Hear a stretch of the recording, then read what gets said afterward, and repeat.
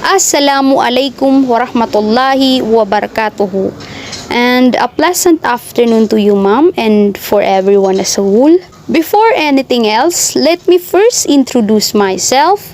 I'm Sandro Eden Salan, and I'm the reporter for our topic for today. Importance of effective communication in nursing. Nurse communicating with patients. Why is communication important in nursing? So having good communication skills is essential to collaborating on team with your fellow nurses and colleagues from other disciplines. It's also important to patient-centered care. Nurses who take the time to listen and understand the concern of each of their patients are better prepared to address issues as they rise, resulting in better patient outcomes. On the other hand, poor communication or lack of communication in healthcare can lead to patients misunderstanding directions and failing to follow treatment protocols. It can also lead to workflow breakdown on the team, resulting in a medical error. To be a successful healthcare provider, clinical nurse or nurse leader, you need exceptional communication skills and you need to be able to use them during high-stress situations. Writing basic patient notes is essential for good clinical communication. The famous nursing proverbs is, if it's not written down, it didn't happen. Good communication between nurses and patients is essential for the successful outcome of individualized nursing care of each patient. To achieve this, here are few core guidelines you should keep in mind when you write notes or on any patient. Organize details gathered from informants. Analyze, summarize, and organize the gathered information. The simplest way to analyze your data is to go through your notes, categorize each information's responses. The best way to collect information is to use different tools, such as organizing the important details. Storing and ordering this information is a systematic way is essential to the process. Write patient notes correctly and accurately. Why is it important to write patient notes correctly and accurately? Good record keeping is an important aspect for health and social care professionals. An accurate written record detailing all aspects of patient monitoring is important because it contributes to the circulation of information amongst the different terms involved in the patient treatment or care. Putting things in the right perspective while writing a patient's notes is one of the most important jobs a nurse carries out. There are times when you're presented with a plethora or redundancy of information and you find yourself having difficulty recalling them all. As a wise and compassionate one, you should know what strategy must you to be able to systematically store and recall those information. Initializing is not just an important one, but it's immensely important one.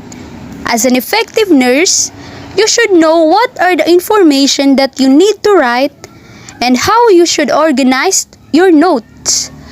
Knowing what to do when the situations call for it is not just a glamorous nursing skill, but it is an immensely important one. Here's the things you should know and ponder. Concept grounding. Concept grounding is refers to the patient's notes, record of the assessment of the patient's condition, if it's before, during, and after the treatment. Hence, these notes can be classified as initial notes, interim or progress notes, and discharge notes. I know you guys are familiar to this, especially for those one that has been admitted to the hospital several times. Either you are the patient or the watcher. Initial notes are simply refers to the first or earliest assessment, while the interim or progress notes are simply refers to the assessment reports done. in order to monitor the condition of the patient. In other words, the progress of the patient. And the last but not the least are the discharge notes. From the word itself, discharge, it simply refers to the given one's medication is discontinued or the patient is released from the hospital. Here's another point that you should know. SOAP or SOAP formal is one way of organizing patient notes. So, SOAP stand for subjective assessment given by the family member or patient himself. Objective assessment seen by you or reflected in laboratory or other medical reports. Plan procedures to be done to address the diagnosis. Here's also the another terms or words that you should be familiar with. Firming up, it becomes clearer, stronger, or more definite. Concretizing makes something concrete. Becomes specific, the idea concretized in her mind. Introspecting, consider one's own internal state or feeling. 10 nurse communication skills for success. The number 1 is non-verbal communication. You can communicate a powerful message without saying a word. Non-verbal nurse communication skills include making eye contact and controlling the tone of your voice, appropriate body language, posture, and simply adding a smile can go a long way in nurse communication with both patients and colleagues. Non-verbal communication. We have this power na we can communicate with one another, even without saying any words. For example, nag-smile ka lang sa patient mo. So, it's a form of communication na. Another is, are you guys familiar with Bad Genius na movie? Yung bida doon, through her action, body movements, especially sa hands movements niya, na kahit na without saying any words, naiintindihan at alam ng mga colleagues niya ano ang gusto niyang ipahiwatig o iparating. Which is, ano ang sagot sa bawat numero. Another example, para mas maintindihan pa, nagkatitigan kayo ng crush mo. Ay, habang sinasabi ko ito, may naalala ka, no? Yeah, haha. Sige, recall those moment na nagka-eye to eye kayo ng crush mo. Feel it? Yung deep connection na cannot put into words. Kahit eye to eye lang yun, it gives a deep message yun para sa'yo. Kahit through eye to eye lang, nagkakaintindihan na kayo. Silent but deeply profound. Verily, we can communicate a powerful message without saying a word. Number 2 is active listening. Listen to understand, not solely to respond. This is one of the best principles for active listening. Listen o makinig upang maunawaan mo ang mga bagay-bagay na dapat mong maunawaan at maintindihan. Hindi para sumagot. So, as a nurse, active listening is so important na may paramdam mo sa kanila na you are willing to listen to their stories, na their stories are valid at handa ka na iparamdam sa kanila na hindi sila nag-iisa, na naiintindihan mo ang sitwasyong mayroon sila. We should also remember to maintain eye to eye. Why? Para maintindihan yung connection and never cross your arms kasi naghihiwatig yun ng paghahambog. Be humbled, relax, para makuha mo ang loob ng patient mo. Kapag natutunan natin ang skills na ito, ay napakahalaga nito dahil we can use it in different aspect of our life. The number 3 is personal relationships. With practice, you can learn to show care, compassion, and kindness while obtaining and providing information to patients. You must be able to demonstrate a level of interest in the collaborative relationship. This will help the patient feel accepted and build their trust in you. Personal relationship. Ito yung isa sa pinakadapat na huwag nating kakalimutan. Ito yung isa sa dapat nating matandaan. Is to build a relationship with patient. Yung relationship dito na tinutukoy ko is hindi yung between magkasintahan na. To be clear lang. This relationship is a deep connection na you demonstrate a level of interest, compassion, and kindness towards your patient. Hindi dahil galing siya sa mababang uri or matanda na, di mo na siya i-entertain. If we observe inside the hospital, makikita natin ang relationship na ito. The number 4 is inspired trust. Always keep your word. Never make promises you may not be able to keep. When you are with a patient, be present. Listen to your patients and take all their compliance or concerns seriously. The number 5, show compassion. Treat patients with respect and dignity. Being in the hospital can be scary. Patients may feel depressed, helpless, or even frightened. Put yourself in the shoes of your patient.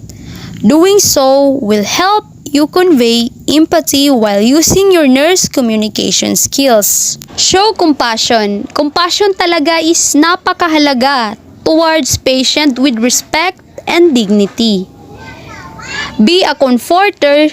Show compassion and love towards your patient. The number 6 is cultural awareness. Every patient is unique. They may come from different countries, culture, or religions. Common practices and gesture are not accepted by all cultures. Consider your actions and strive for cultural awareness every time you communicate with a patient. Cultural awareness. Bawat pasyente ay iba't ibang lugar, paniniwala, kultura ang pinagmulan. You should know ano yung mga common practices at gesture na bawal sa kanila. Halimbawa, Muslim yung patient mo. Tapos, you are a Christian nurse. Then, niyaya mo siyang kumain ng pork. So, insulto yun sa kanila o sa kanya. So, consider your action and strive for cultural awareness as much as possible, especially when you are communicating with your patient. Be responsible enough to be sensitive towards your actions. Number 7, educating patients. This nurse communication skills is at the heart of nursing.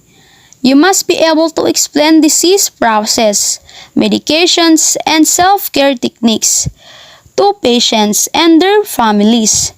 Break down medical jargon into simple terms. Education should be collaborative.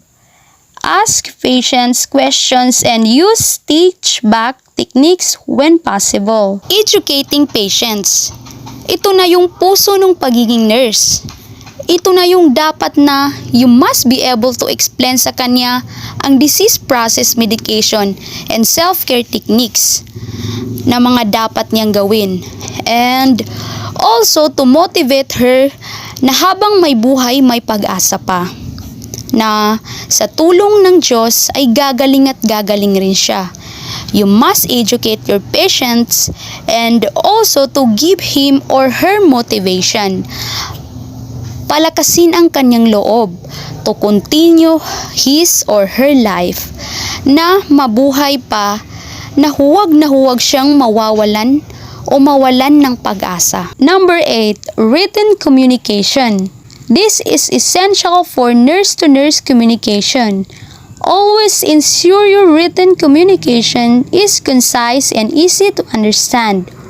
Write in complete sentences that are grammatically correct. Only use approval abbreviations and terminology that is universal. Written communication. This is essential or important. napakahalaga between nurse-to-nurse communication. Now, we should ensure your written communication ay maikli lamang at madaling maintindihan. Pinag-aaralan na nila ito before pa man sumabak sa field work. Number 9, presentation skills. Nurses in leadership positions are not the only one who need this skill. You may be asked to present to nurses or other staff member on a small or large scale. Plan your message, create pleasing visual aids that add values to the presentation. Know your audience and understand what they want from your presentation. So, dito na makikita kung gaano ka ka-creative. So, as an effective and good nurse, leadership skills is not enough rin. You should also insist on presentation skills and creativity to provoke your audience, interest, and attention. Verbal communication. Verbal nurse communication skills are the utmost importance. Always consider your audience, speak in clear, complete sentences, and consider your tone when speaking. Nurse communication skills are indispensable to your success as a nurse, and with practices, you can become a nurse communication expert. Ito na yung pinakamahalaga sa lahat. Dahil ito yung madalas nating nagagamit while communicating with patient. Lagi nating tatandaan, always consider your patient. Kahit sino pa man siya, saang lupalop man ng mundo, nagmula, always bear in mind to speak in clear, na naiintindihan, maliwanag, complete sentence. Huwag kang magsasabi ng mga words or incomplete sentences na baka hindi niya maintindihan, and consider your tone of voice while speaking, lalo na sa masyadong mga sensitibo na pasyente. We should bear in our minds that these 10 nurse communication skills are indispensable or very necessary to your success as a nurse. And with practices, you can become a nurse communication expert. Before I end this topic, let me leave a short thought that if you work for it, you can achieve it. Match your desire with effort. Once again, I am Sandra Eden Salan. Padayon.